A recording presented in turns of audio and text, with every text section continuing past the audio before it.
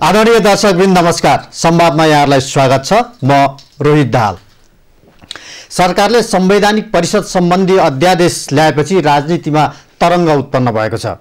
अध्यादेशलाई कतिपयले संवैधानिक निकायमा नियुक्ति हुनै नसक्ने अवस्थाको बाध्यात्मक कदम भनिरहेका छन् भने कतिपयले यसलाई लोकतन्त्र विरोधी र प्रधानमन्त्रीको स्वेच्छाचारिता भनेर व्याख्या गरिरहेका छन्।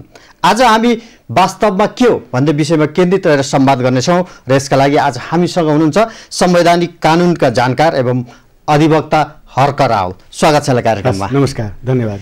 अब यो सरकारले जुन अध्यादेश ल्याए संवैधानिक परिषद सम्बन्धी, यो कतिले असंवैधानिक भनेको छ, कतिले अब संवैधानिक भनेको छ। हो चाहिँ के हो यो, संवैधानिक कि असंवैधानिक हो? यो संवैधानिक र असंवैधानिक यदि संविधान नबुझेको मान्छेले बडा सजिलैसँग उत्तर दिन सक्छ हैन। के अरे जति बुझ्यो झन कठिन भन्ने हुन्छ सिद्धान्त। त्यसकारणले संविधान पहिला हो के भन्ने बुझ्ने मान्छेले पहिला बुझ्नु पर्यो, त्यसपछि यसलाई संवैधानिक असंवैधानिक भन्न सजिलो हुन्छ। भनेको यसको विषयवस्तुमा के हो भन्ने कुरामा जानु पर्यो। संविधान भनेको के भन्दा छोटकरीमा धेरै नजानेको मान्छेले यो एउटा किताब जुन संविधानको किताब सरकारले निकालेको छ यसलाई संविधान भन्छन्। यो संविधान हो। तर हामी संवैधानिक कानुन पढेका विद्यार्थीले के भन्छौँ भने यो नेपालको संविधानको 1/3 बराबर मात्रै यो हो। यसको 2/3 योभन्दा बाहिर हुन्छ। त्यो हाम्रो अन्तर्राष्ट्रिय मान्यता हुन्छ, यसका परम्परा हुन्छ, संवैधानिकवादका सिद्धान्त हुन्छन्, हाम्रा उदाहरणहरू हुन्छन्, विगतका कुराहरू हुन्छन्। त्यो सबैको समष्टि रूपले संविधान हुन्छ। त्यो सबै जोड्दाखेरि यो एउटा किताब चाहिँ करिब 1/3 जति मात्रै हुन्छ। त्यो जसले यो 1/3 मात्रै बुझेको छ त्यसले यसमा राष्ट्रपतिले अध्यादेश जारी गर्न सक्ने प्रधानमन्त्रीको सिफारिसमा भने हुन्छ, त्यसकारणले त्यो संवैधानिक हो भन्छ। जसले योभन्दा बढी संविधान हामीले यसको सिद्धान्तहरू बुझेको छ त्यसले चाहिँ के भन्छ भने त्यो सिद्धान्त त त्यसले दिन्छ कि दिँदैन, त्यसको लेजिटिमेसी सही छैन, त्यसको आवश्यकता र औचित्यपूर्णता हुन्छ कि हुँदैन। यदि हुँदैन भने त्यो संवैधानिक कसरी हुन्छ भनेर हामीले त्यसरी प्रश्न गर्न सक्छौँ। यो चाहिँ के हो त त्यसो भए? यो अध्यादेश चाहिँ यो संविधानमा व्यवस्था भएको तर औचित्यता साबित गर्न नसक्ने प्रजातान्त्रिक दृष्टिकोणले हेर्दाखेरि, संविधानवादका दृष्टिकोणले हेर्दाखेरि संवैधानिक कदम हो भनेर भन्न म सक्दैन।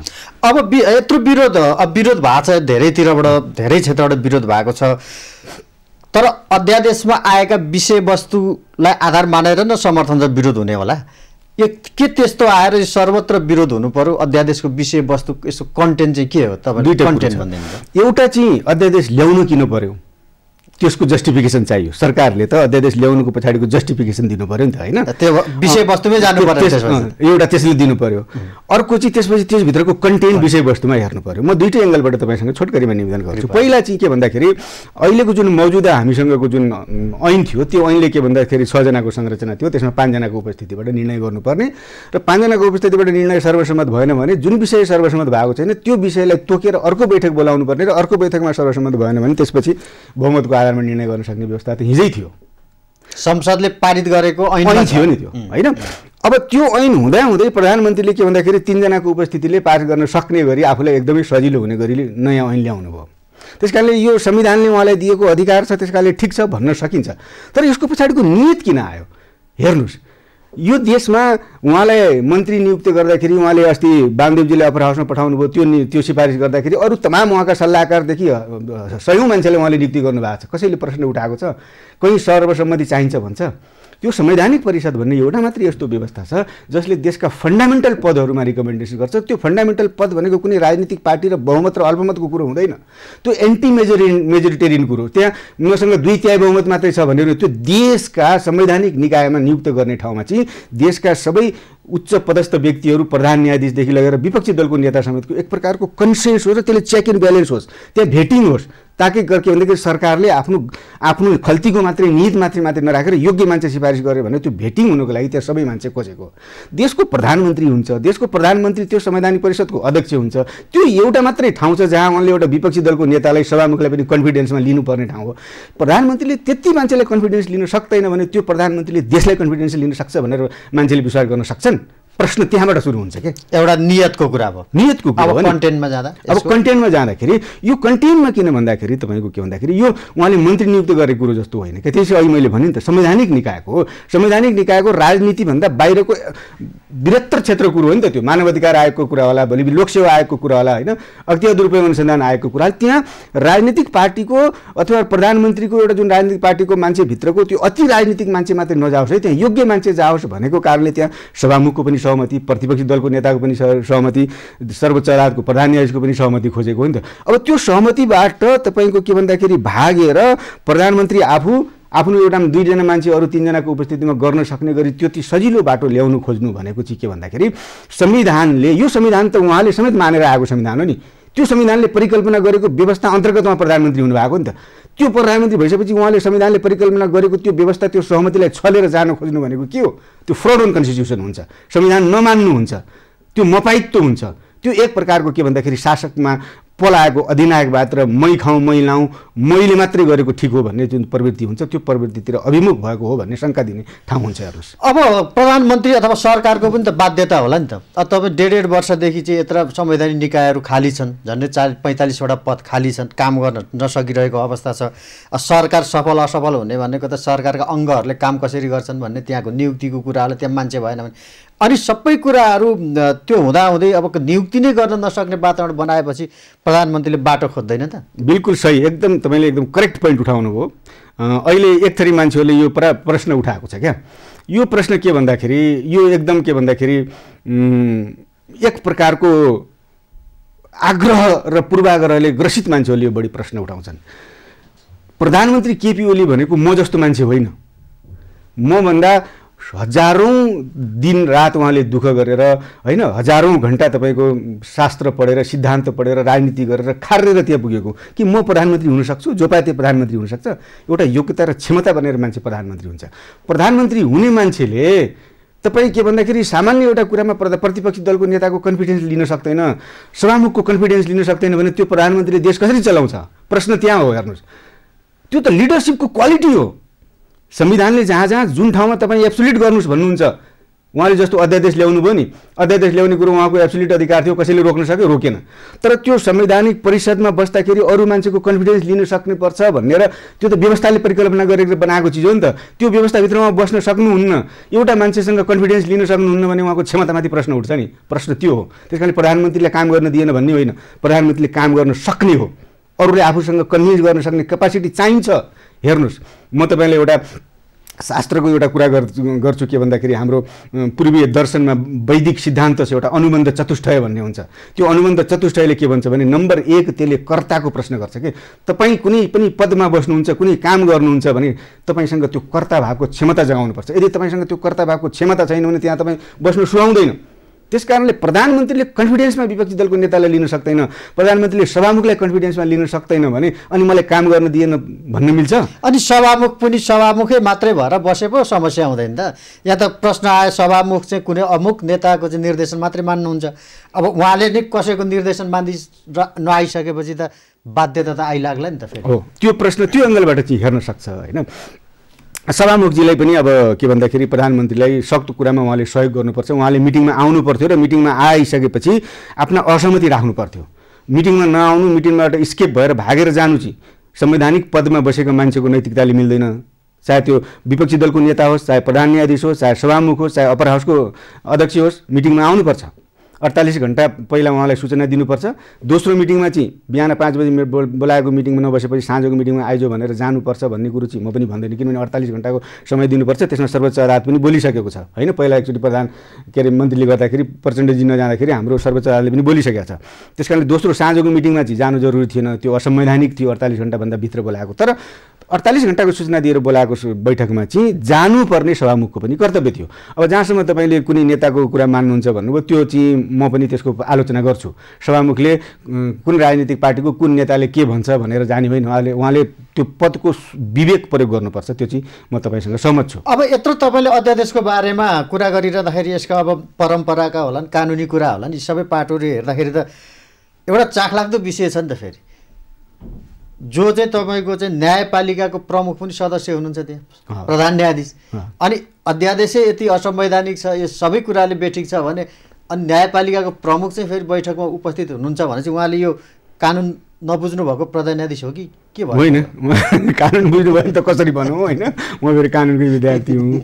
अब त्यो संवैधानिक संरचना त्यस्तो भयो। त्यो संवैधानिक संरचना मध्येमा उहाँलाई के हुनसक्छ भने अरू पनि आउलान् भनेर उहाँ त्यो विश्वासमा जानु होला। सायद एउटा कुरो के भने हिजो साँझ बसेको 3 जना मात्रै बसे नि त, हिजो त्यो 3 जना मात्रै बसेको बैठकले निर्णय गर्न सकेन।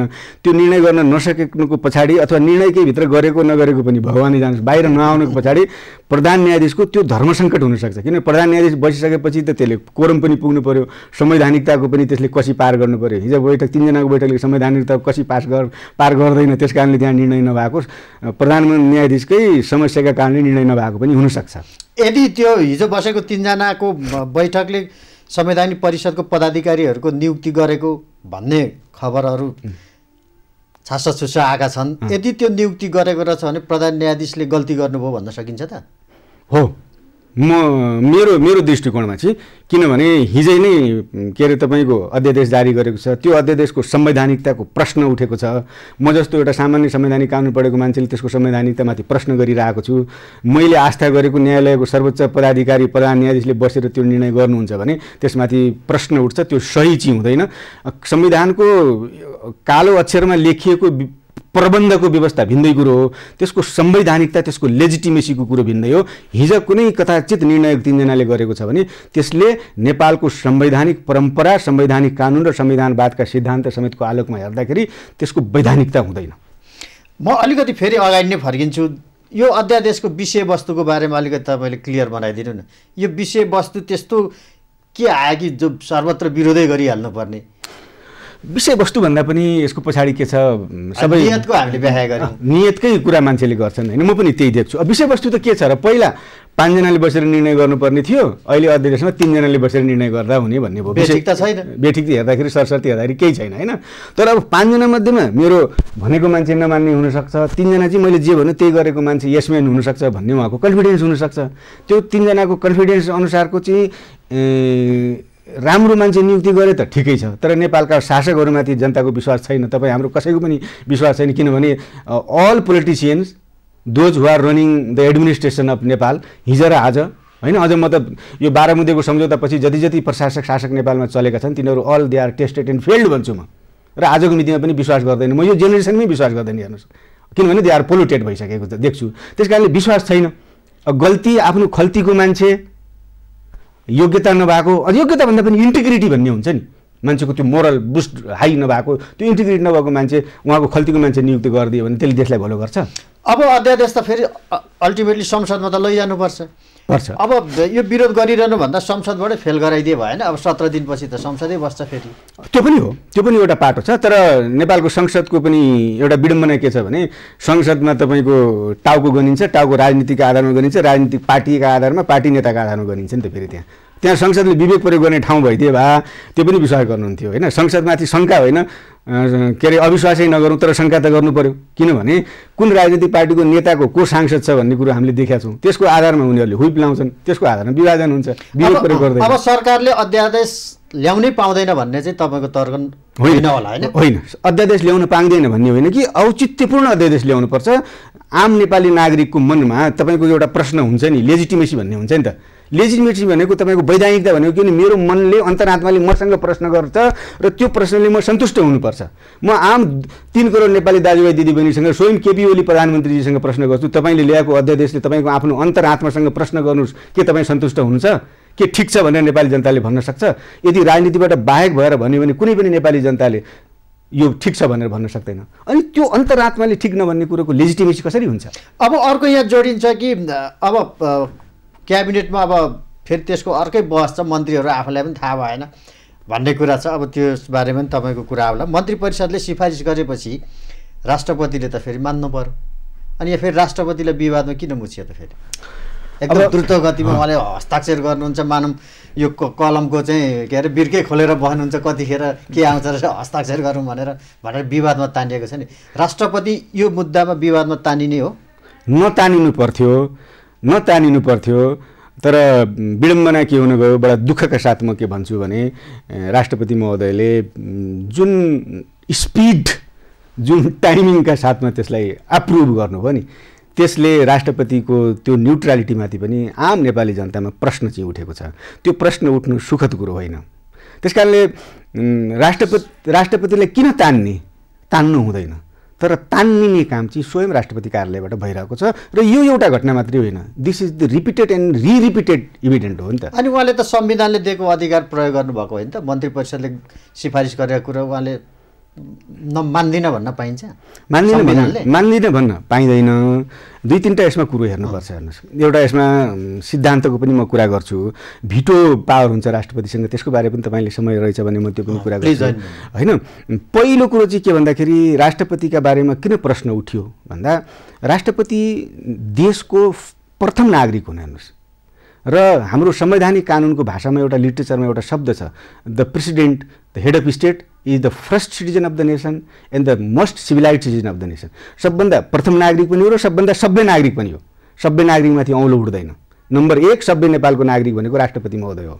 तर उहाँका विगत यो जति नेकपाभित्र विगतको 1-1.5 वर्षदेखिका जुन समस्याहरू छन् नि, त्यो समस्या आइसकेपछि उहाँले खेलेका भूमिकाहरू 2077 साल वैशाख 8 गते जारी भएको दुईवटा अध्यादेश जुन तदारुकताका साथ राष्ट्रपति कार्यालयबाट भयो, त्यसपछिको तपाईँ चलिरहेको पार्लियामेन्टले अत्यन्त महत्त्वपूर्ण तपाईँको नागरिकता जस्तो विधेयकमाथि छलफल भएको पार्लियामेन्टको सेसन जुन हठात रूपले सरकारले तपाईँको के भन्दाखेरि त्यो सेसन अन्त गर्ने निर्णय गरेर राष्ट्रपति कार्यालयमा सिफारिस गरायो, त्यो राष्ट्रपति कार्यालयले त्यसको प्रो एन्ड कन्सको बारेमा प्रधानमन्त्रीसँग कमसेकम कन्सल्टेसनको सम्म नगरिकन जुन स्पिडमा त्यसलाई पनि अप्रुभ गरेपछि नेपालको राष्ट्रपति कार्यालयमाथि नेपाली जनताहरूले चाहिँ प्रधानमन्त्रीको रबर स्ट्याम्प भन्दा पनि प्रधानमन्त्रीले जे चाह्यो, प्रधानमन्त्रीले कुत्सित भावनाले काम गर्ने, आफ्नो व्यक्तिगत राजनीतिक फाइदाको लागि काम गर्ने र त्यो कामलाई चाहिँ राष्ट्रपति कार्यालयबाट सहज गरिदिने स्थिति देखेपछि के भन्दाखेरि राष्ट्रपतिप्रति आम नेपाली जनताको शङ्का उठेको छ।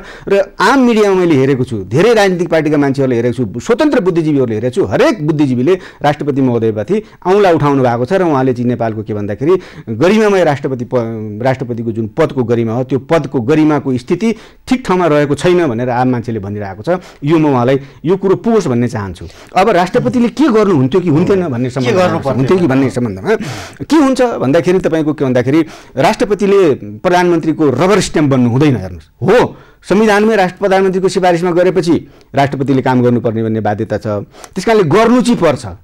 तर गर्दाखेरि मैले यो अनिच्छाले गरेको छु है, यो पब्लिक अडिटले प्रधानमन्त्रीजी तपाईँले पठाउनु भयो, तपाईँ पिपिलको क्यारी गर्नुहुन्छ, तपाईँ रिप्रेजेन्टेटिभ, त्यस कारणले म बाध्य छु संविधानले, तर तपाईँले गरेको कुरो ठिक छैन भनेर आम नेपाली जनताले मानेको छैन, मेरो पनि चित्त बुझेको छैन भनेर सन्देश दिनुपर्छ। हेर्नुहोस्, राष्ट्रपतिले के गर्नुपर्छ?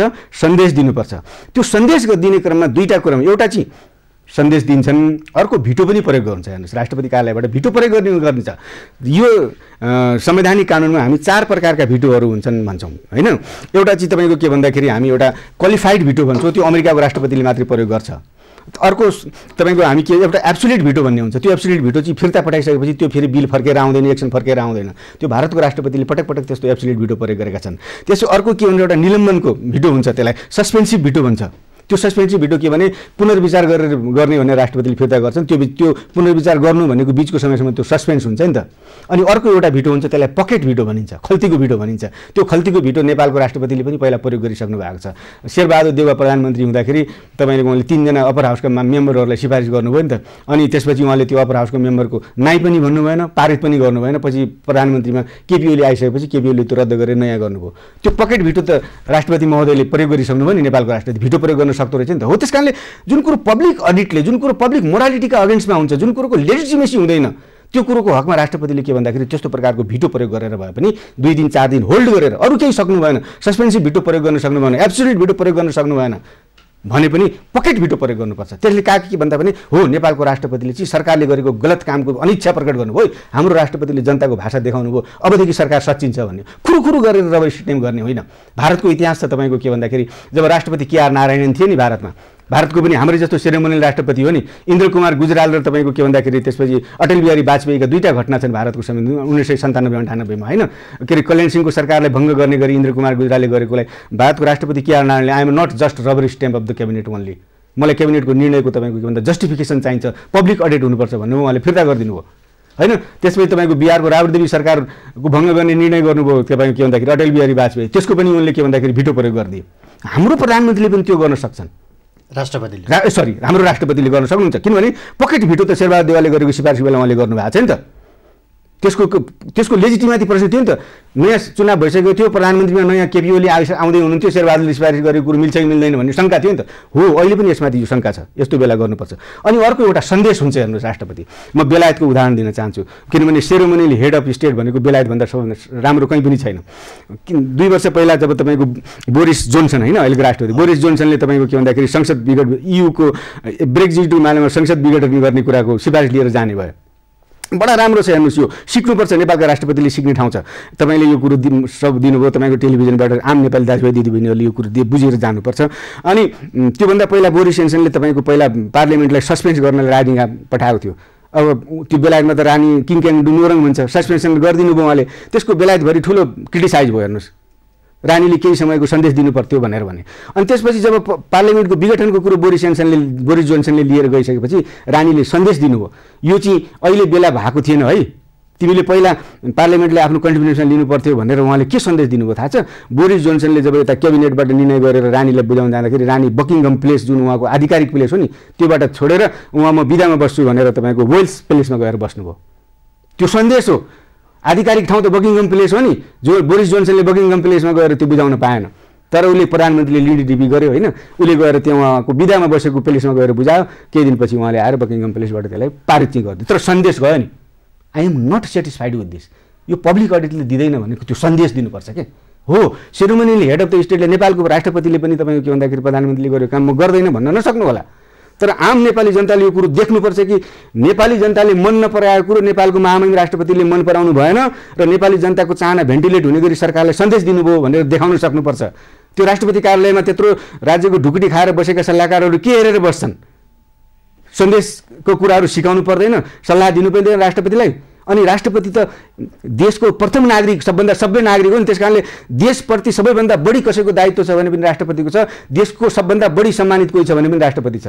त्यो रेसिप्रोसिटी छ नि नेपाली नागरिक र राष्ट्रपतिको बिचमा। त्यस कारणले उहाँले त्यो कुरो प्रधानमन्त्रीले जतिखेर जे भन्यो त्यो खुरुखुरु गरिहाल्नु हुँदैन, त्यसको सन्देश दिनुपर्छ। प्रधानमन्त्रीज्यू तपाईँले भनेको कुरो गर्न म बाध्य छु, तर तपाईँले गल्ती गरिरहनु भएको छ भन्ने कुरो म तपाईँले रियलाइज गराउँछु भन्ने सन्देश पनि दिनुपर्छ। त्यो सन्देश दिने कुरामा नेपालको राष्ट्रपति महोदय चुक्नु भएको छ। म उहाँलाई सन्देश दिने यो उसको लागि यहीँबाट तपाईँको स्टुडियोबाट यो सुझाव जाओस् र आगामी दिनमा यस्ता कुनै पनि प्रधानमन्त्री जसले लेजिटिमेसी नभएको काम गर्छन् त्यो कामको विरुद्धमा राष्ट्रपतिले सन्देश दिन सकुन् भन्ने कुरोको म के भन्छ यो एउटा सुझाव पनि दिन चाहन्छु।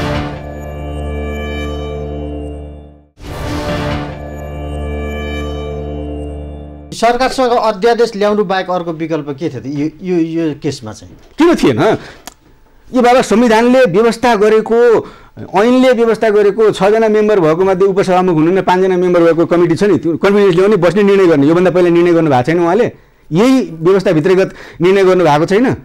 तमाम निर्णय गर्नु भएको छ नि, अहिले किन सक्नुहुन्न? 1 वर्ष पहिला निर्णय, 6 महिना वर्ष पहिला के उहाँले कुनै आयोगमा निर्णय गरेर सिफारिस गर्नु भएको छैन?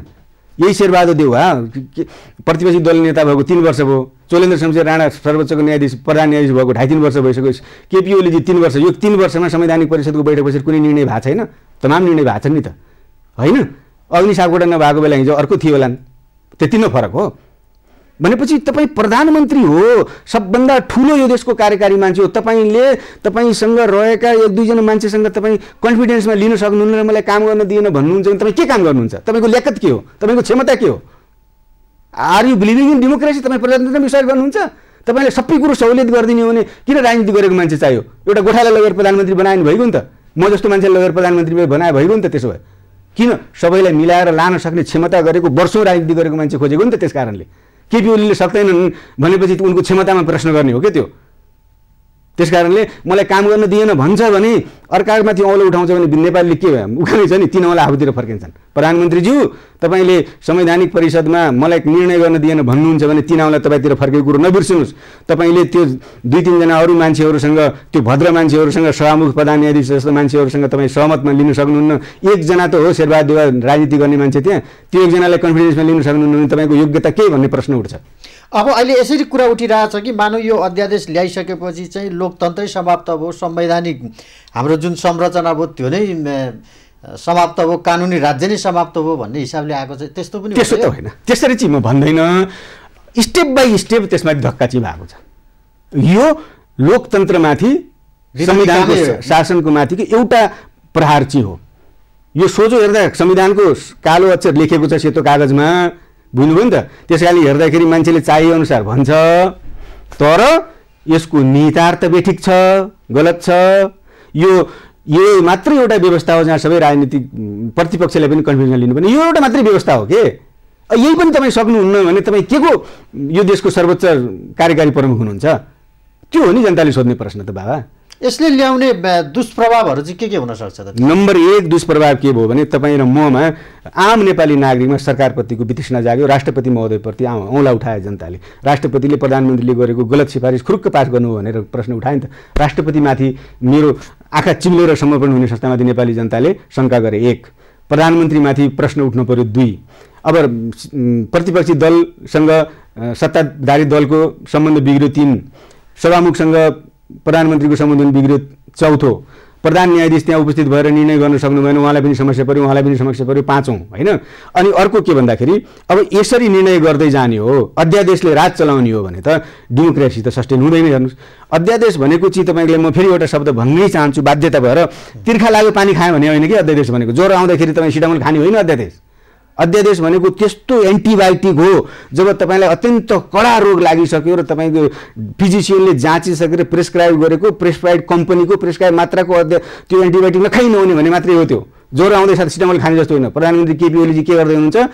ज्वरो आयो सिटामोल खाए जस्तो गरी अध्यादेश ल्याउँदै हुनुहुन्छ। र यो भनेको चाहिँ जहिले पनि हो यहाँनिर। त्यस कारणले अब नेपालका पनि छन्। भारतको म तपाईँको 1987 को भारतको एउटा डाक्टर DC बाधवा विरुद्ध बिहार सरकार भन्ने एउटा ठुलो फेमस मुद्दा छ। त्यतिखेरका तपाईँ PN भगवती भारतका प्रधान न्यायाधीशले त्यो को चेयरसिपमा बसेको एउटा भारतको सर्वोच्च अदालतले बोलेको छ। हेर्नुहोस्, यसरी अध्यादेशबाट सरकार चलाउनु खोज्नु भनेको संविधानमाथिको जालजेल हो, फ्रड अन कन्स्टिट्युसन हो, फ्रड अन डेमोक्रेसी हो। अनि भारतमा त्यसमा तपाईँको के भन्दाखेरि के अरे अध्यादेश राज भन्ने नामै चल्यो र अध्यादेश राज भनेको जहिले पनि के हो भने डेमोक्रेसीको संविधानवादको विरुद्धको कुरो हुन्छ। त्यस कारणले यसरी जताभावी अध्यादेश ल्याउने एउटा शासकलाई मनपरी रूपले अध्यादेश ल्याउने कुरो चाहिँ हामी संविधानका विद्यार्थीहरूले कहिल्यै पनि यसरी समर्थन गर्न सक्दैनौँ। हो, औचित्य साबित गरेको भए हुन्थ्यो, किनभने औचित्य साबित छैन। अब माननीय संवैधानिक परिषद जे आएर बन्यो त्यसले सिफारिस गरेका नियुक्तिहरू बदर्ता हुँदो रहन्छ, फेरि हुन्छ। अब बदर त यो अध्यादेश चाहिँ भोलि बिहान खारेज गर्यो मान्नुहोस् न, यो त 60 दिनभित्र पनि संसदमा जान्छ। संसदले खारेज गर्यो भने यस बिचमा भएका कुराहरूको चाहिँ लेजिटिमेसीको कुरो हुन्छ, होइन? नत्र बदर्ता हुँदैन नि त। अब यो त फेरि संसदीय सुनवाई समितिमा जानुपर्छ यी नियुक्तिहरू त। त्यहाँ केही अब्स्ट्याकलहरू हुनसक्छ अथवा उसले अस्वीकार गर्यो भने यो नियुक्ति बदर हुने सम्भावना हुन्छ। हुनसक्छ। नेपालमा संसदीय सुनवाई तपाईँहरूकै न्याय क्षेत्रमा त एकजना प्रधान न्यायाधीश हुनबाट त वञ्चित हुनुभएको छ, होइन? एकजना हुनुभयो, त्यो बडा दुःखको कुरो भयो, होइन? त्यो घटनालाई हेर्दाखेरि चाहिँ केही गर्यो कि भन्ने देखिन्छ। अनि तर त्यसका पछाडि एउटा ठुलो राजनीतिक कारण थियो, तिनीहरूले यतिखेर त्यति गरेको छ। मेरो एउटा नेपाली नागरिकको हैसियतले, म कानुनको विद्यार्थीको हैसियतले भन्दाखेरि जो नेपालको जुन संसदीय सुनवाई भन्ने जुन समिति छ त्यो एक प्रकारको नाटक मात्रै हो, त्यसको कुनै औचित्य छैन। तिनीहरू तपाईँको अलि नेपालमा नाम चलेका पत्रकारले लेखेका कुरा पनि पढ्दैनन्, सस्ता पत्रिकामा छापिएको हेडलाइन ल्याएर त्यही कुरा प्रश्न गर्छन्, त्यसको कुनै औचित्य छैन, होइन? त्यो अर्धनाटक हो मेरो हिसाबले चाहिँ, त्यसको कुनै औचित्य छैन। त्यसले भेटिङ गर्नै सक्दैन, किनभने तिनीहरू स्टडी नै गर्दैनन्। त्यो के गर्छ भने ठुला राजनीतिक पार्टीका नेताहरूले भागभन्डा गर्छन्, ती पार्टीका नेताका मान्छेहरू त्यहाँ बसेका हुन्छन्, ठुला नेताले मानिसके भन्ने पास गर्छन् क्या, त्यसको केही औचित्य छैन। हेर्नुहोस्, तर सुनवाई समितिले अस्वीकृत गर्न सक्ने रहेछ। सक्छ त्यो सुनवाई समिति सम्झौटी मलाई त हाँसो लाग्छ। हेर्नुहोस् है, त्यति हल्का छ नेपालमा आजसम्म त्यसको इतिहास। हेर्नुहोस्, अब प्रधानमन्त्रीले यो कदम किन चाल्नु होला त? अब 17-18 दिनपछि त संसद पनि बस्दैछ। त्यही संसद बसेपछि अध्यादेश ल्याउन पाइँदैन, अध्यादेश ल्याउन पाइँदैन। अनि तपाईँले यही बिचमा उहाँले आफू खुसी आफ्नो खल्तीको मान्छेलाई नियुक्ति गर्नुपर्ने छ क्या उहाँलाई। संवैधानिक निकायमा नियुक्ति गर्नुपर्ने छ। संवैधानिक निकायमा इन्टिग्रिटी भएको मान्छे खोज्छ देशले, होइन? तर केपी ओलीको चाहिँ अहिले यो 2.5 वर्षको तपाईँ हेर्नुहोस्, एउटा नेपाली नागरिकले हेर्नुहोस्, केपी ओलीको सत्तामा कुनै पनि राज्यका पदमा नियुक्ति पाउनु भनेको इन्टिग्रिटी राखेर नियुक्ति पाइँदैन। उहाँको झोले हुनुपर्छ, उहाँको एउटा विशेष जातको, उहाँको भूगोलको राजनीतिक पार्टीभित्र पनि उहाँको क्षेत्रभित्रको मान्छे हुनुपर्छ, उहाँको त्यो जुन एउटा सङ्कीर्ण कोटरी छ, गुट छ, त्यो गुटभित्रका 4-5 जना मान्छेको नातेदार हुनुपर्छ, अनि बल्ल त्यसले सिफारिस पाउँछ। आँकडामा हेर्नुहोस्, म यो देशका आम नेपाली दाजुभाइ दिदीबहिनीलाई भन्छु, केपी ओलीजी प्रधानमन्त्री भइसकेपछि उहाँले ठुल्ठुला जति पनि राज्यका पदमा नियुक्ति गर्नुभएको छ त्यो मान्छेको नाम हेर्नुहोस्, त्यसको भूगोल हेर्नुहोस्, त्यसको जात हेर्नुहोस् र नेकपा एमालेका माओवादीका हिजोका पार्टीका नेताका नाता गाँसेर हेर्नुहोस् त ठ्याक्कै देखिन्छ। अनि त्यस्ता मान्छेहरू नियुक्ति गर्ने मान्छेले अनि स्वतन्त्र नागरिकलाई नियुक्ति गरे, योग्य मान्छेलाई नियुक्ति गरे भन्न पाइन्छ? मैदानमा बसेर एक एक मान्छेको बायोडाटा निकालेर छलफल गरौँ न, हामी देखाइदिन सक्छौँ कसरी नियुक्ति भएको छ भन्ने कुरो हो। त्यसै गरी फेरि उहाँ बाँकी रहेका ठाउँमा आफ्ना खल्तीका मान्छे नियुक्ति गर्न चाहँदै हुनुहुन्थ्यो। उहाँ त्यो खल्तीका मान्छे नियुक्ति गर्नको लागि उहाँलाई समस्या पर्यो, त्यस कारणले उहाँले अध्यादेश ल्याएर आफू खुसी गर्ने बाटो खोल्न खोज्नु भएको। यो क्लियर कुरो छ, हेर्नुहोस्। अब यसले त फेरि उहाँकै पार्टीभित्र पनि विग्रह ल्याउला जस्तो देखिन्छ। ल्याउँछ, निश्चित ल्याउँछ। उहाँको पार्टीभित्र विग्रह ल्याउँछ। KP Oli ji tested and fail भइसक्नुभयो। केपी ओली नेकपाको पार्टी हैसियत अध्यक्षको हैसियतले पनि फेल भइसक्नुभयो। यो देशको प्रधानमन्त्रीको हैसियतले पनि फेल भइसक्नुभयो। पार्टीको अध्यक्ष हुनु र देशको प्रधानमन्त्री हुनु भने न्यायको वितरणको लागि हुन्छ। उहाँको प्रथम काम के भने देशमा अन्यायको वितरण गर्नुहुन्छ। उहाँ जसलाई जे कुरा दिनु हुँदैन त्यसलाई त्यही कुरो दिनुहुन्छ। योग्य र इमानदार मान्छेहरूलाई निरन्तर पाखा लाउनुहुन्छ। हुक्के बैठके र चम्चेहरू खोज्नुहुन्छ उहाँले। हो, प्रधानमन्त्री आफै भन्दै हुनुहुन्छ मलाई चाहिँ हाम्रा नियुक्ति गर्नका लागि दबाब दियो, म राम्रा नियुक्ति गर्दैछु। उहाँले गरेर देखाउनु पर्यो नि, गरेर देखाउनुहोस् न। उहाँले राम्रा नियुक्ति गरेका मान्छेको हामी प्रशंसा गर्छौँ। केही मान्छे राम्रा नियुक्ति पनि भएको छन्, कसले उहाँलाई उठाउन सक्छ? जब उहाँले आफ्नो नातेदार खोज्नुहुन्छ, उहाँका नजिकका नेताका नातेदार खोज्नुहुन्छ, एउटा भूगोलको राजनीतिको लागि खोज्नुहुन्छ, अनि त्यसपछि त मान्छेले प्रश्न उठाउँछन् नि त।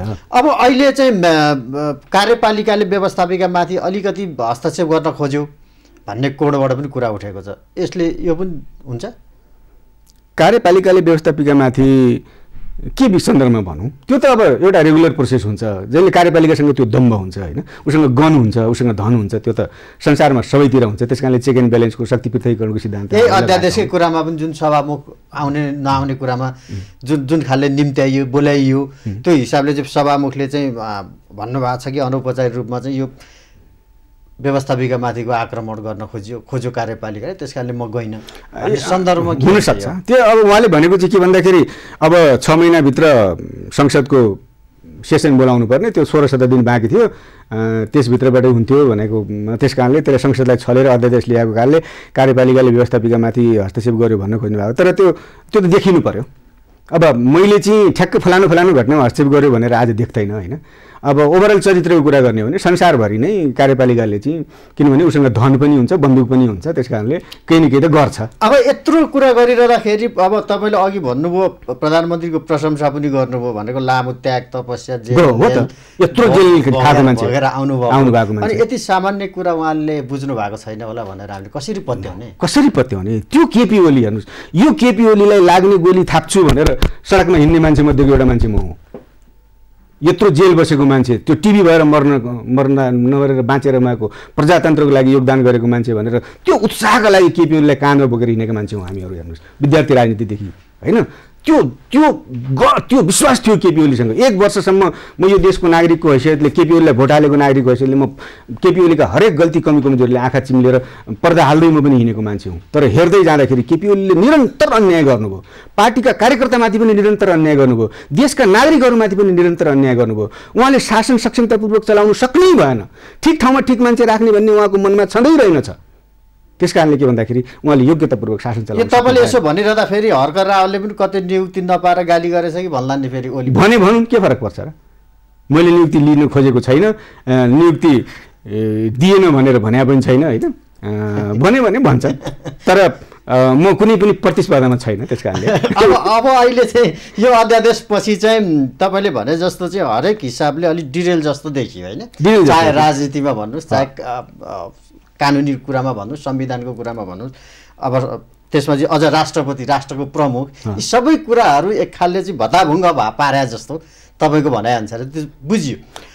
सिस्टममाथि निरन्तर हामी सबै मान्छेहरू जानी नजानेर कहीँ कतैबाट प्रहार गरिरहेका छौँ। कोर्स करेक्सन त गर्नु पर्यो, फेरि कसरी हुन्छ त यो? अब कोर्स करेक्सन कानुनी बाटो अपनाउनु पर्ला नि त, फेरि अर्को विधिबाट त यो करेक्सन नहोला फेरि। अब यसको करेक्सनको विधि चाहिँ एउटा मात्रै करेक्सन विधि के हो भने रियलाइजेसन हो। हेर्नुहोस्, रियलाइजेसन पनि कहाँ हुन्छ भने यो अध्यादेश त फिर्ता गर्नुपर्छ, प्रधानमन्त्रीजीले फिर्ता गर्नुपर्छ, किनभने उहाँको साख गुम्छ, नत्र उहाँको आफ्नो पनि साख गुम्छ, उहाँको यो सरकारको पनि साख गुम्छ, उहाँको पार्टीको पनि साख गुम्छ, साथसाथै उहाँले राष्ट्रपति जस्तो संस्थाको पनि साख गुमाउने खतरा हुन्छ कि यो रहिरह्यो भने। त्यस कारणले यो चाहिँ उहाँले फिर्ता गर्नुपर्छ।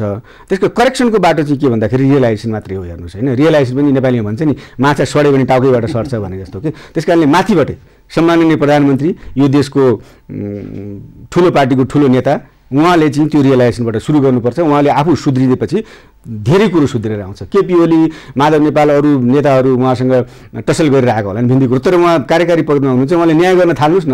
उहाँले न्याय गर्न थालेको भोलिपल्टबाट त्यसको सन्देश देशभरि आउँछ, सबैतिर त्यसको तपाईँको सुप्रभाव जान्छ कि।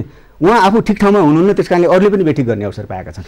अब यो अध्यादेश त फेरि अलिक पहिले पनि आएको, वैशाख 8 गते होइन, वैशाख 8 गते पनि आएको थियो। अनि राष्ट्रपतिले जारी गर्नुभयो, फेरि राष्ट्रपतिले फिर्ता गर्नुभयो, फेरि जारी गर्नुभयो भनेपछि राष्ट्रपति यति पनि नबुझ्ने राष्ट्रपति हुनुहुन्छ त हाम्रो। यो पो अलि मलाई चाख लाग्दो भनिसक्नुभयो कि फेरि फिर्ता हुँदा त यो त 4 चोटि हुने भयो राष्ट्रपति होइन। अब यसो हो, राष्ट्रपति महोदय चाहिँ अब हाम्रो राष्ट्रपति चाहिँ कार्यकारी नभएको होइन, संवैधानिक सेरेमोनियल भएको हुनाले त्यो बेलायतमा भन्छ नि किङ क्यान डु नोरङ भनेको, अब राष्ट्रपतिले पनि केही गल्ती गर्दैन, जे गल्ती पनि दोष र अवदोषको भागी सरकार हुने भएकोले सरकारले रिकमेन्ड गर्छ, फिर्ता गर्छ। अघिल्लोचोटि पनि त्यही भएको होइन, त्यस कारण त्यसो हुने हो। अब कुनै नैतिक प्रश्न हुँदैन त राष्ट्रपतिसँग? हुन्छ नि, किन हुँदैन। मैले अघि भने नि, राष्ट्रपति कार्यालयमा त्यत्रो देशको ढुकुटी खाएर बसेका सल्लाहकारहरू 101 छन्, के सल्लाह दिन्छन्? राष्ट्रपति महोदयले सोझै रिजेक्ट गर्नुपर्छ भन्न हामी कानुनका विद्यार्थीले मिल्दैन। तर अघि मैले तपाईँलाई बेलायतको, भारतको कुरा दिएँ नि त, सन्देश त जनताले बुझ्नु पऱ्यो नि त, त्यस्तो दिनुपर्छ कि। अब प्रधानमन्त्रीले जान सक्ने विकल्प त उहाँ पछाडि हट्ने जस्तो देखिँदैन। अब हुँदा हुँदा त संविधान के अरे संसद विघटन गरेर मध्यावधिमा पनि जान सक्ने, अरू अब यो दल सम्बन्धी अध्यादेशहरू पनि ल्याउन सक्ने भन्ने बुझिन्छ नि। तपाईँ के छ अनुमति? उहाँको विकल्प त्यता होला नि त होइन? उहाँसँग थुप्रै विकल्पहरू हुन्छन्, टसल धेरै बढ्यो भने त्यो पनि एउटा विकल्प हुनसक्छ होइन। संसद विघटन गर्न सक्नुहुन्छ? मैले बुझेको संविधानको प्रावधान अनुसार चाहिँ यो संसदीय व्यवस्था हो होइन। संसदीय व्यवस्थामा प्रधानमन्त्रीसँग त्यो प्रिरोगेटिभ राइट हुन्छ भन्छ। त्यस कारणले यो संविधानमा पनि संसदीय व्यवस्था लेखिया छ। प्रधानमन्त्रीले त्यो बेठिकै समय पुगेको काँचो बल जेसुकै होस्, तर प्रधानमन्त्रीसँग त्यो राइट छ भन्ने चाहिँ म चाहिँ मान्दछु। एबिसिडी जुनसुकै प्रधानमन्त्री होस्, त्योसँग चाहिँ नेपालमा यो संविधान अन्तर्गत त्यो राइट छ भन्ने चाहिँ म चाहिँ त्यसो मान्दछु। अब सुरक्षित अवतरणको बाटो के हो त? अब अलि राम्रो कुरा गरेर टुङ्ग्याउँ न। हो, प्रधानमन्त्रीले चाहिँ के गर्नुभयो भने राम्रो हुन्छ सुरक्षित अवतरणको बाटो? प्रधानमन्त्रीले अब जस्तो अब अहिले चाहिँ के भन्दाखेरि यो अध्यादेश नम्बर 1 योसँग प्रतिपक्षी दल पनि सन्तुष्ट छैन, त्यसका सदस्यहरू पनि सन्तुष्ट, सभामुखदेखि पनि सन्तुष्ट छैन, उहाँको पार्टीभित्र पनि सन्तुष्ट छैन, आम जनताले पनि चित्त बुझाएको छैन। त्यस कारणले यसलाई आम जनताले पनि यसलाई चित्त नबुझाएको कारणले मैले राम्रो उद्देश्यले ल्याएको थिएँ, तर मैले जनताले चित्त बुझाउन सकेन, फिर्ता लिन्छु भनेर नम्बर 1 फिर्ता लिने माहौल भन्छ। संवैधानिक निकायहरू खाली नै होस् बरु। 2 दिन ढिलो होइन, 2 दिन ढिलो चाँडोले के फरक पर्छ र? मान्छेले कन्फिडेन्स लिएर गर्ने नि, कन्फिडेन्समा ल्याउने गर्ने कति ठुलो कुरो छ के? यो देशमा संवैधानिक परिषद बनेको त 47 सालको संविधानपछि बनेको छ नि त, खाली भएको छ छैन नि त। हिजो पनि प्रतिपक्षी दलको नेता बन्थ्यो। हिजो गिरिजा प्रसाद कोइराला जस्तो माले मण्डले मसाले एकै हुन् भन्ने मान्छेले त प्रतिपक्षी दलको नेतालाई सहमतिमा ल्याएर तपाईँको संवैधानिक परिषद चलायो भने केपी ओलीजी त शेरबहादुर देउवासँग यस्तो पुरा घनिष्ठ मेलमिलाप प्रतिपक्षी दलको नेताको कुरा भयो त आफ्नैबाट त मिलाउन सक्नु पर्यो नि त। त्यो त उहाँले त्यो क्षमता राख्नुपर्छ होइन। अनि एउटा कुरो त्यो गर्नुभयो। अनि अर्को कुरो चाहिँ के भन्दाखेरि पार्टीभित्र समस्या छ, सरकारभित्र समस्या। सरकारमा केपी ओलीको सरकारको मुख्य फेलियर के भनेको इन्जस्टिस हो, अन्यायपूर्ण वितरण छ। देशभरि उहाँले अन्यायपूर्ण वितरण गर्नुभएको छ, त्यो करेक्सन गर्नुपर्छ। पार्टीभित्रको समस्या के भने के अरे हामी एउटा इन्स्टिट्युसनल फङ्सनलिजम भन्छौँ क्या, जस्तो शरीरको खानेकुरा मुखमा हाल्नुपर्छ, आँखामा खानेकुरा हालेर हुँदैन। हेर्नुहोस्, त्यस कारणले हरेक अङ्गले आफ्नो काम गर्न दिनुपर्छ भने जस्तै पार्टीका सङ्गठनले काम गर्न दिनुपर्छ। इन्स्टिट्युसनल फङ्सनलिजम छैन नेकपाभित्र, त्यहाँ पार्टीका निर्णयहरू बैठकहरू बस्दैनन्, संस्थागत रूपले बस्दैनन्, छलफल हुँदैनन् होइन। केपी र प्रचण्डजीलाई जे कुराको सहमत भयो, कहिलेकाहीँ माधवजीसँग सहमत गर्यो, तिनीहरू मात्रै होल नेकपा होइन। नेकपाभित्र त्यसको केन्द्रीय कमिटी, त्यसको थाई कमिटी सबै छ। हो, त्यो फङ्सन गर्न दियो भने जस्तो शरीरलाई तपाईँको सबै अङ्गलाई आफ्नो काम गर्न दियो भने शरीर स्वस्थ भए जस्तै नेकपा भन्ने पार्टीलाई पनि त्यसको पुरा सङ्गठनको ढाँचाअनुसार काम गर्न दिएको 1 महिनाभित्र त्यहाँ शुद्धिकरण हुन्छ। हेर्नुहोस्, त्यो यो शीर्ष नेताहरूले जबरजस्ती बाँध लगाएर थुनेको कारणले त्यसलाई संस्थागत चल्न नदिएको कारणले समस्या आएको। हस्, कार्यक्रममा आइदिनु भएलाई धेरै धेरै हस्, धन्यवाद। धेरै धेरै धन्यवाद। Thank you. आज हामीले संवाद गऱ्यौँ सरकारले जारी गरेको संवैधानिक परिषद सम्बन्धी अध्यादेशका विषयमा केन्द्रित रहेर, र यसका लागि आज हामीसँग हुनुहुन्थ्यो संवैधानिक कानुनका जानकार एवं अधिवक्ता हर्क राव। संवादको यो श्रृङ्खला यति नै। अर्को श्रृङ्खलामा पुनः भेट हुने नै छ। खबरभित्रको खबरका लागि हेर्दै रहनुहोला एबी न्युज खबर। नमस्कार।